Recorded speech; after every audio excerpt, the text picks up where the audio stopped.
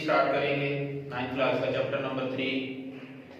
Corona virus की वजह से मुल्की हालात की जो सूरत हाल है वो आपके सामने है। तलीमी मामला जो हैं वो सारे रुक गए हैं, तो हमने ये एक सिलसिला शुरू किया है कि आपको घर बैठे हुए सीखने का एक मौका मिले, आपको घर बैठे ही सिखाया जाए।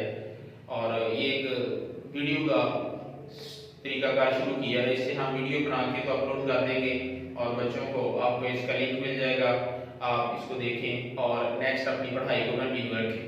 चैप्टर नंबर 3 स्टार्ट करते हैं। चैप्टर नंबर 3 है लोगारिथम।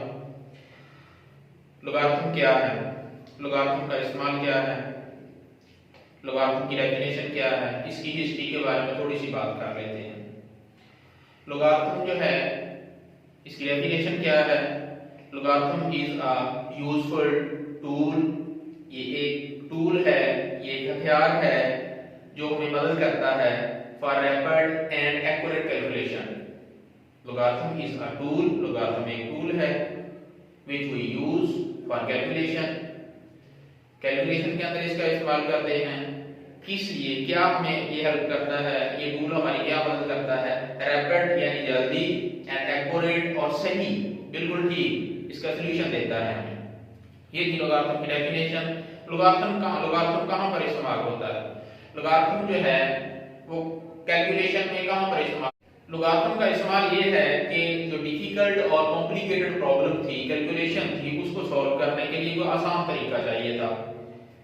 डिफिकल्ट और कॉम्प्लिकेटेड यानी मुश्किल और पेचीदा हिसाब किताब को करने के लिए हमें लोगारिथम का इस्तेमाल करते हैं। Difficult and complicated calculation problems can be solve by the using of logarithm. अब इसकी हिस्ट्री के बारे में थोड़ा सा बात कर लें।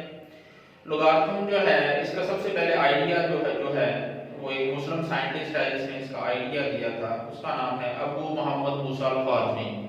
लोगारिथम का आइडिया, लोगारिथम की तजवीज़ किसने पेश की थी, एक मुस्लिम साइंटिस्ट था जिसका नाम है अबू मोहम्मद मूसा अल-ख्वारिज़मी। इसके बाद एक और साइंटिस्ट आते हैं, उन्होंने इसके काम को मजीद बढ़ाया और इसमें टेबल्स बनाए उसने, जिसका नाम है जॉन नेपर।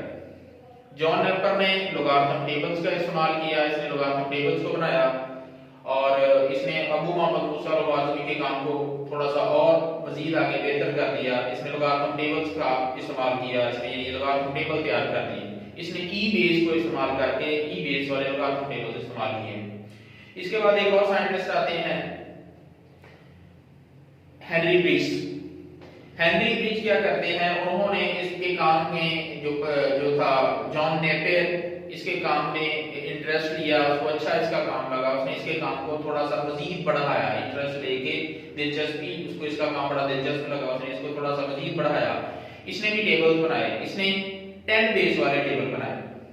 10 बेस और ई बेस क्या होती है ये नेक्स्ट हम अपने अगले लेक्चर्स में पढ़ेंगे, इसके बारे में डिटेल से इनकी डेफिनेशन इसके बारे में पढ़ेंगे। अच्छा, इसके बाद हेनरी ब्रिग्स के बाद एक और साइंसदान आता है जिसका नाम है जॉबस टूर्गी। जॉबस टूर्गी क्या करता है, वो एंटी लॉग टेबल बनाता है। ये इसका था थोड़ा सा इंट्रोडक्शन, ये इसकी थोड़ी सी हिस्ट्री थी, एक दफा फिर रिपीट कर लेते हैं। सबसे पहले जिसने लोगारिथम के ऊपर काम किया उसका नाम था अबू मोहम्मद मूसा अल-ख्वारिज़मी, जिसने इसका आइडिया पेश किया।